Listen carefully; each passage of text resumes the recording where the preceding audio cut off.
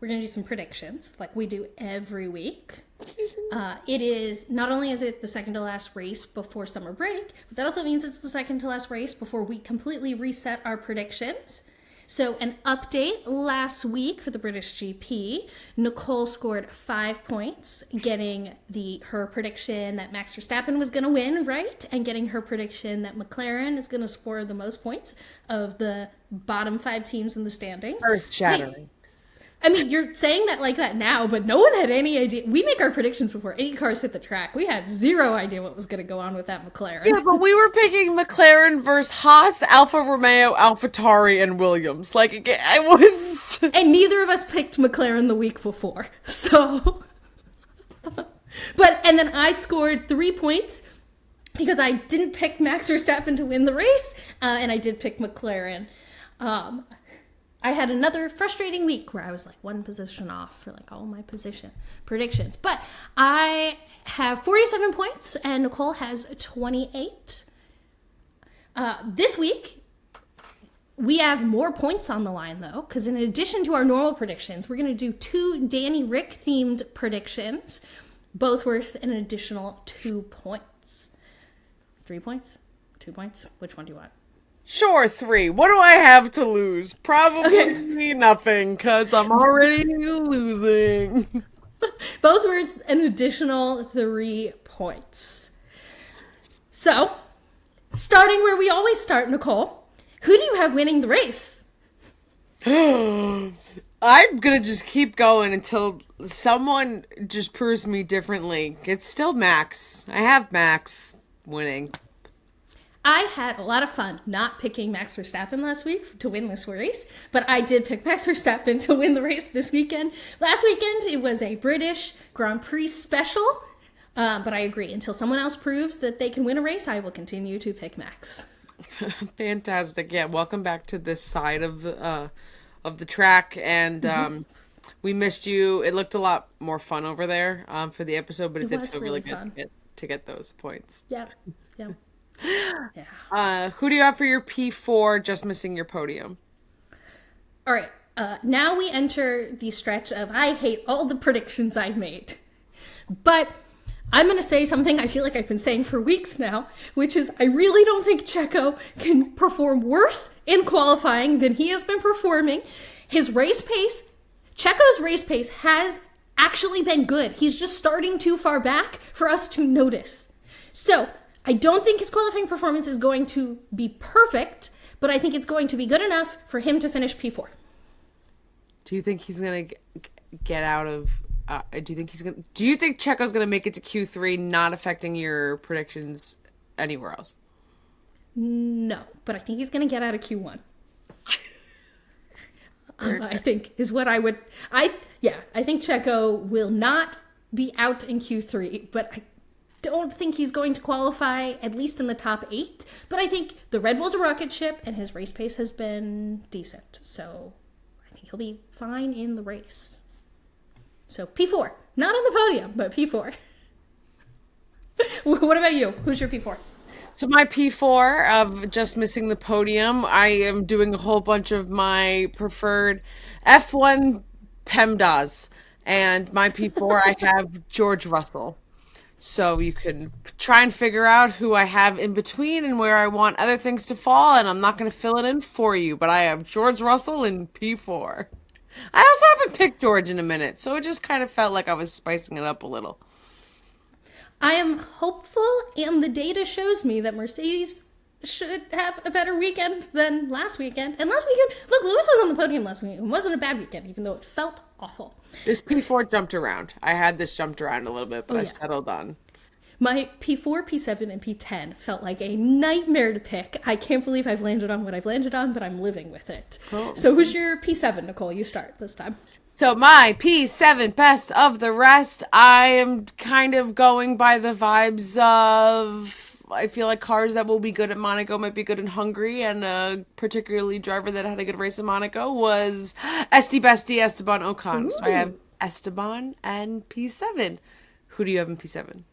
I also think that Alpine should perform better here, but it's really hard to predict Alpine's performance. But I actually went with a Ferrari driver, and I went with Charles Leclerc in my P7 because I am not confident that the Ferrari.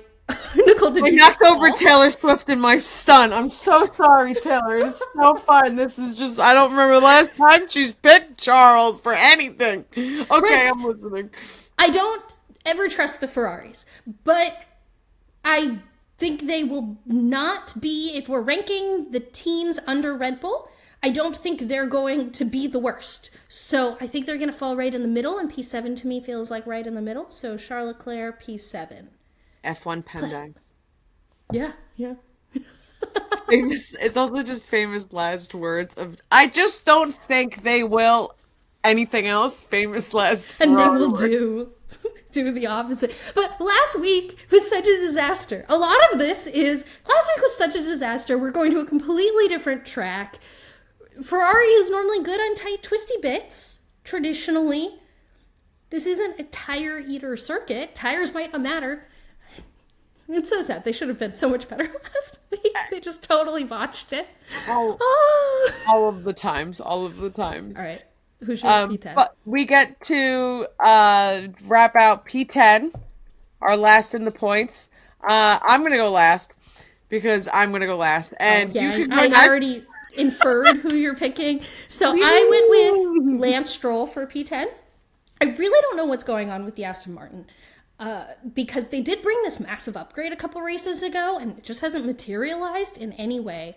But I think they all season have been better on tracks with slower turns and not high speed corners. So I think Alonso is going to be a little higher up. I don't think they're going to like jump again to the front. I'd be really surprised if they jumped up a lot again. So I'm hoping points for Lance. That would make me happy. P10. All right, Nicole, you can do your thing. Do your thing. because I can, and because it's possible. And look, everyone, I understand. AlphaTauri's car sucks. It is. I mean, it's a brick. I've been calling it a brick all season. But because I can and because I'm able to, last in the points is Mr. Daniel Ricciardo! And it's fine, and it's fine, and it's fine, because I don't feel hopeful. I'm doing it because I can, and because his face is on the garage. Yeah, if anyone hasn't listened or watched our bonus episode, which was our immediate reaction, if you want to see like a really fun version of Nicole, I would highly recommend going and watching it. Oh my god! I used to have a landline behind me, but this landline was removed, so I can't ask for help on this landline. I'll give some actual AlphaTauri analysis because look, AlphaTauri getting points isn't crazy. Yuki has gotten points this season. Yeah, Nicole has her fingers in her ears. She's not going to listen. But so this, Nicole, this is not for you. I know you know what I'm about to say, but I feel like for those listening who expect a little bit of analysis, we should provide some. And it's that AlphaTauri's issue all season has been the brakes. And Daniel Ricciardo makes up his lap time as a braker, and this circuit requires a lot of braking. But that doesn't mean it's impossible. And oh my god. I wish it was on purpose. I wish I could claim it was on purpose, but even my tripod was like, nope, we don't want to hear it. Daniel's won this race before. He can do it again. Not really. I mean, we got imagine that. No, Nicole, hope alarm myself. I gotta chill down. Daniel Ricciardo, P10 is where. Look, I can't say anything. I picked Lewis Hamilton to win the race last week. So before we get back to Daniel, you have this hope of Lewis winning, and I'm just like, he's gonna finish in the points. Daniel Ricciardo. Oh, I would cry. That's how just poetic of this moment would be for me. I think you should just be happy if Daniel Ricciardo finishes the race. I would. I'm going to cry if he finishes the race. I think you're going to cry in FP1 just when he's on track. Okay, but before we get to more Daniel Ricciardo stuff, because we do have our special Daniel Ricciardo predictions, Nicole, real quick, who do you have of our bottom 5 in the constructors' standings? Who do you have scoring the most points this week?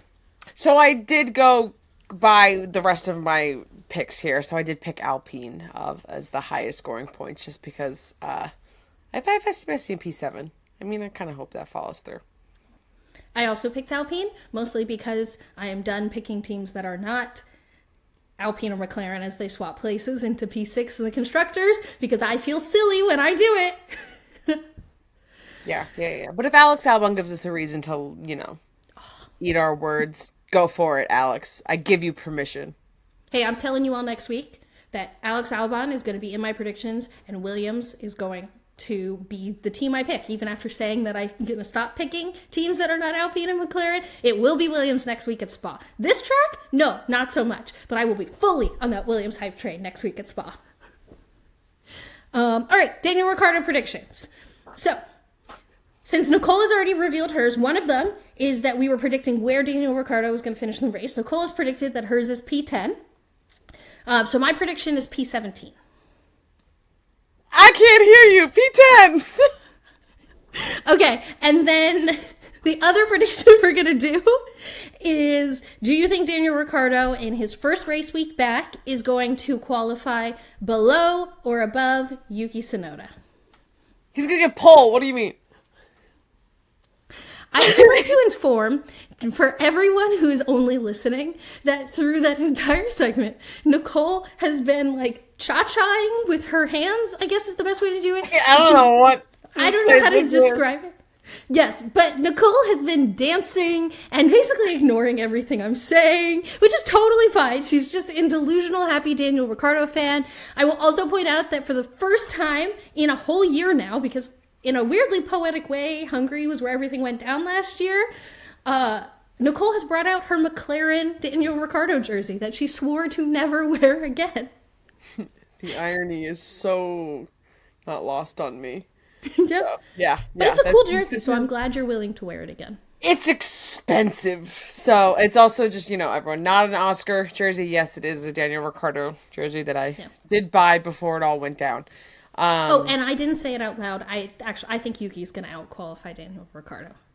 Pole position. Sorry, I forgot to ask because I already had my answer. No, it's okay. I think I was just going to throw it in. Those are our predictions. All right, hold on, Nicole. Let me give you some music to dance off to.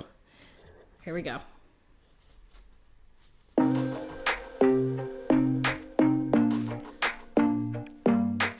Gosh, this is gonna be great in a report card.